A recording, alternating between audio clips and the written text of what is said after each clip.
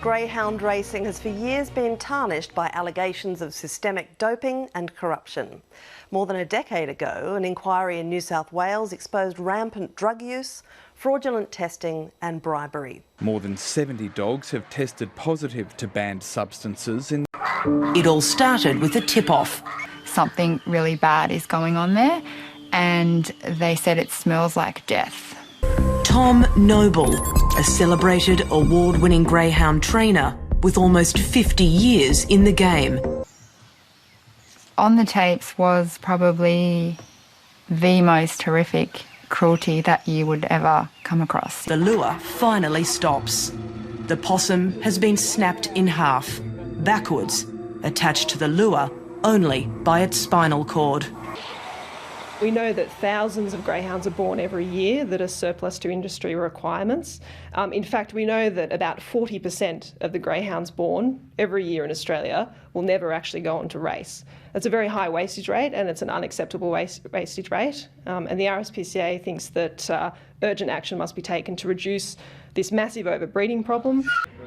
Greyhounds New South Wales estimates 3,000 are euthanised each year in that state alone. We would take that as the minimum. It is possible that that is an underestimate, and the problem is that there's a real lack of national published data, so we don't have exact euthanasia figures to draw from, and that's another problem with the industry, this lack of transparency. But we do have enough evidence to know that the euthanasia problems are very serious. Hey guys, welcome back to my YouTube channel. It's me here, Comrade Lavender here, and today I'm back with another deep dive anti-capitalism true crime video. Today I'm going to be doing the pure evil, the greyhound dog racing industry files, deep dive into this topic, capitalism, animal abuse, pet dumping, true crime, etc. All my videos that are related to this topic right now will be linked down in the description down below of this video if you'd like to check them out, and it'll also be on the screen right now if you'd like to check them out. So let's get started at this true crime topic at hand.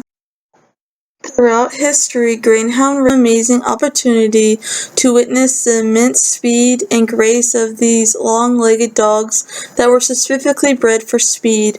However, the unfortunate truth about this is that the competitive capitalist sport entertainment couldn't be further from harmless.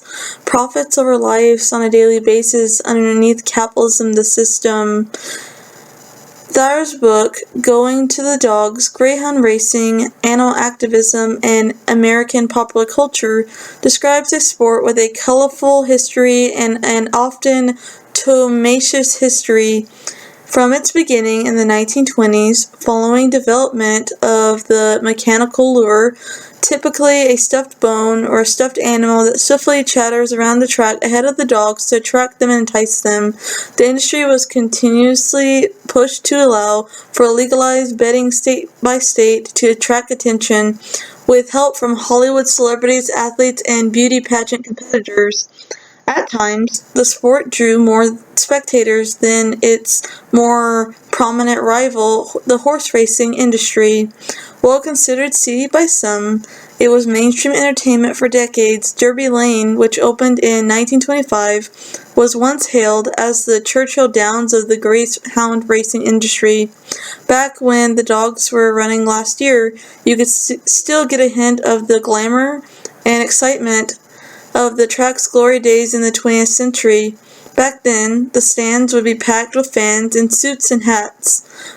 Babe Ruth and entertainer Sophie Tucker were visitors there. Joe Diegmugger once left Marilyn Monroe in an idling car while he ran inside to place his bets. Every 3 days, an innocent dog dies in the greyhound racing industry in Florida. Of those poor canines, 94% are only 3 years old or younger than that. Since 2008, nearly 1,000 racing greyhounds have died, and 12,000 have suffered severe injuries, including broken legs, crushed skulls, broken necks, paralysis, seizures, and death by electrocution. And these are just the reported injuries and deaths. The vast majority of the 80,000 greyhounds born into the dog racing industry can't even be accounted for. Racing greyhounds are kept in warehouse-style kennel compounds and rows of stacked cages for 20 or more hours each day. They are fed a diet based on cheap, diseased meat and are routinely deprived of basic veterinary care or any type of thing to keep a dog happy, like dog toys or playing. They are often dosed with drugs, illegal drugs. Over the past decade, more than 400 racing greyhounds have tested positive for cocaine, novocaine, oxycodone, and lidocaine. Further, female dogs in the industry are also routinely injected with steroids in order to keep them racing and enhancing their performance. In 2017, state officials revoked a Derby Lane trainer's license because 5 of his greyhounds tested positive for cocaine, an illegal drug and a stimulant. Months later, a trainer in another Florida track was suspended after a dozen dogs tested positive. In the 2 years that followed, state officials say 11 more trainers' dogs tested positive. A recently released national report on greyhound racing in the United States chronicled thousands of greyhound injuries and hundreds of greyhound deaths in the 7 states where greyhound tracks still operate to this very day. The 80-page report, compiled by Grade 2K USA and the ASPCA, the American Society for the Prevention of Cruelty to Animals, presented official data and dozens of photographs from nearly 600 sources from 2008 to the present very day. Over 11,000 greyhound injuries were documented. Injuries include more than 3,000 dogs that suffered broken legs and broken bones and other injuries such as crushed skulls, broken backs, paralysis, and electrocution. 909 racing greyhound deaths reported. The true number of deaths is likely higher, as there is no verifiable statistics on the ultimate fate of these greyhounds who survive the racing industry but are both disposed of each year when injured or no longer competitive. 27 cases of greyhound cruelty and neglect were uncovered. This figure captures the number of dogs who were starved to death, denied veterinary care, or endured poor track kennel conditions. Additionally, 16 racing greyhounds tested positive for cocaine. Since 1991, 41 dog tracks have closed or ended live racing, and the greyhound industry has seen a steadily financial decline.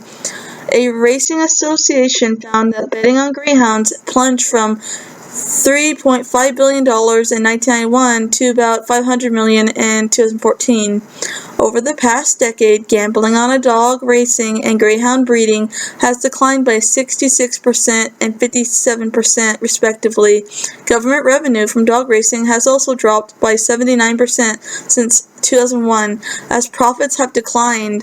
Cost-cutting attempts like feeding greyhounds inexpensive 4D meat from diseased animals have resulted in poor track kennel conditions as well.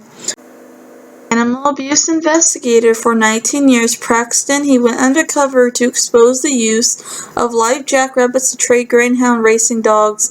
Not only, jackrabbits, but there's been possums and pigs that have been used as well in this industry. There have been rumors that some kennels and dog owners and dog trainers were training young greyhounds to race by first allowing them to chase live jackrabbits.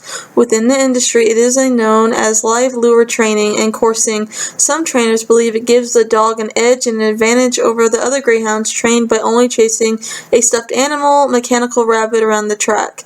It was in 1978, during the premiere episode of the ABC News magazine 2020, that Americans first learned about coursing and live lure training. Long story short, he witnessed after setting up a hidden camera in the area.